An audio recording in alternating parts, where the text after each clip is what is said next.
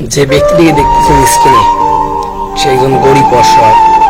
রাস্তার মাঝে তাকে অজ্ঞাত অবস্থায় আমরা দেখতে পাই।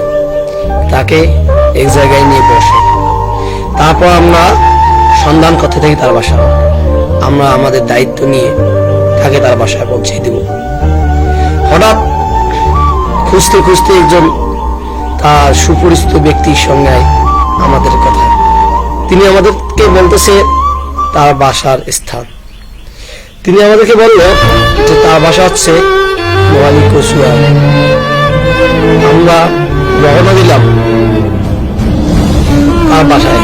তার আগে সেই ব্যক্তির সঙ্গে আমরা কিছু কথা বললাম যে তেনাকে জোর করে বাসা থেকে বের করে দেওয়া হয়েছে নাকি সেই ইচ্ছাকৃতভাবে বাসা থেকে বের হয়ে এসেছে। আমাদেরকে সেই ব্যক্তি রাস্তা দেখিয়ে দিল। আমরা চলে যাচ্ছি সেই মানুষটির পরিবারের কাছে। আমরা ফিরিয়ে দিব তাকে। মনে হয় দীর্ঘ কিছুদিন যাবত সে কিছু খায় নাই, অনাহারে। পরবর্তীতে সেই ব্যক্তিটির সাহায্য নিয়ে আমরা তার বাসার পথে যাওয়ার জন্য কথাবার্তা বললাম এবং আমরা যতটুকু পারি তাকে সাহায্য করলাম। আমরা এখন চলে যাচ্ছি তার বাসার দিকে। সেই ব্যক্তিটির সঙ্গে ছিল একটি ব্যাগ। ব্যাগের ভিতরে ছিল কিছু কাগজ, কিছু বোতল, একজোড়া স্যান্ডেল এবং একটা লুঙ্গি। আমরা গ্রামের মানুষের কাছ থেকে জানতে পারলাম সে ব্যক্তি আগে একজন সরকারি কর্মকর্তা ছিল। আনসার ব্যাটালিয়নে তিনি কাজ করছিলেন। 2015 সালে তিনি আনসার ব্যাটালিয়ন থেকে রিটার্ন করেন। তার পরবর্তীতে তার মাথায় একটু সমস্যা হয় এবং সমস্যার কারণে তিনি ইচ্ছাকৃতভাবে নিজের বাসা থেকে চলে যায় এবং বাসার লোক তাকে অনেক খোঁজার চেষ্টা করে কিন্তু পাওয়া না। আপনারা যাকে স্ক্রিনে দেখতেছেন সেই ব্যক্তিটি হচ্ছে সেই ব্যক্তির শ্বশুর। আমরা এখানে এসে জানতে পারলাম তার নাম জাহাঙ্গীর এবং তার একটি ছেলে। ছেলেটির বয়স 18 এবং একটি মেয়ে। মেয়েটির বয়স হচ্ছে 8।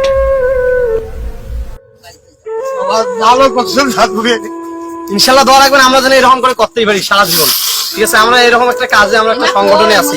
ঠিক আছে, আজকে পাই না বাবা, আমার খুব অভাব নাই। আমার বলছে, আমার সবকিছু বলছে। চাকরি করছে তখন বিয়ে ভাত খেয়েছে, এখন পথে চলবে না। আমি ধরবে। তারপর আমরা তার পরিবারের সঙ্গে কথা বলি। আমরা তার পরিবারকে বলি তাকে যে অবস্থায় আমরা পেয়েছি। তাকে বলি যে আমরা রাস্তায় অজ্ঞাত অবস্থায় তাকে দেখি, দীর্ঘদিন যাবত হয়তো কিছু খায় নাই। তারপর আমরা তাকে নিয়ে একটা জায়গায় বসাই। এখন আমরা সেই ব্যক্তিকে তার বাসার ভিতরে দিয়ে আসবো, কেননা আমরা দায়িত্ব নিয়েছি যে আমরা তার আত্মীয় স্বজনদের হাতে তুলে দিব। এ নিয়ে আমাদের সর্বপ্রথম একটি কাজ। অনেকটাই আনন্দিত মনে হচ্ছে আজকে, জীবনে একটা ভালো কাজ করতে পারলাম আমরা সবাই। তার বাসার ভিতরে ঢুকে দেখি 2টা রুম, একটা চালান। তার শ্বশুর এখানে থাকে না। পরবর্তীতে আমরা তার শ্বশুরকে যখন জিজ্ঞাসা করলাম, কান্না করার দরকার নেই আঙ্কেল, আমি বলি শোনেন, আমার কথাটা শোনেন। কান্না করার কিছু নাই, আপনি একটু দেখে রাখবেন এনার যে বাসা থেকে। তারপর আমরা তার শ্বশুরকে জিজ্ঞেস করলাম তোমার জামার অরিজিনাল বাসা কই, স্থায়ী ঠিকানা কি। তারপর আমরা সেখানে জানতে পারলাম তার স্থানীয় ঠিকানা হচ্ছে ঢাকা নারায়ণগঞ্জ। এখন থেকে 18 বছর আগে তার মেয়েকে বিয়ে করছিল এবং তার একটি 16 বছরের সন্তান রয়েছে, একটি 8 বছরের মেয়ে রয়েছে। আমরা তার বাসায় ভালো করে বুঝিয়ে বললাম তাকে যেন কেউ কোন ধরনের বকা দেয় না, মারধর করে না। আমাদেরকে জানায় তাদের এই বাসাটা ছিল তার। সে নিজের জামাই এবং কন্যাকে এই বাসা ছেড়ে দিয়ে চলে গেছে শ্বশুরের বাসা। সে সেখানে থেকে আমাদের কথা শুনে সে এসেছে সেখানে দেখার জন্য, এবং তিনি আমাদেরকে বলেন যে যে সময় ইনকাম করছিল সে সময় তাদের আর্থিক অবস্থা অনেকটা ভালো ছিল। বর্তমান তারা কেউ ইনকাম করতে পারে না, তাই তাদের আর্থিক অবস্থাটাই খারাপ। এবং আমরা সেখানে বুঝতে পারলাম যে বর্তমান যে পরিস্থিতি রয়েছে পরিস্থিতি সবচেয়ে খারাপ। এবং এই ব্যক্তিটি আগে বিয়ে করছিল ঢাকা নারায়ণগঞ্জে, সেখানে তার স্থায়ী ঠিকানা। আমরা পরবর্তীতে তার পরিবারের সঙ্গে কথাবার্তা বলে আরো অনেক কিছু জানতে পারলাম। ব্যক্তিটা জিজ্ঞাসা করলাম, আপনি কি বাসা থেকে চলে যাবেন? সে বলল, না, আমি এখানেই থাকবো, আর কোনোদিন যাব না।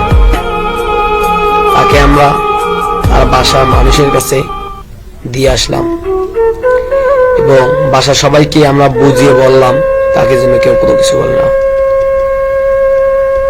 সবাই ভালো থাকবেন, মানবতার জন্য কাজ করা যাবেন, আমাদের জন্য দোয়া করবেন। আমি যেন সারাটি জীবন মানবতার কল্যাণে কাজ করতে পারি। উজিরপাড়া মানব কল্যাণ সংগঠন এই সময় কাজ করি মানবতার কল্যাণে, গড়ি এক সমৃদ্ধ সমাজ।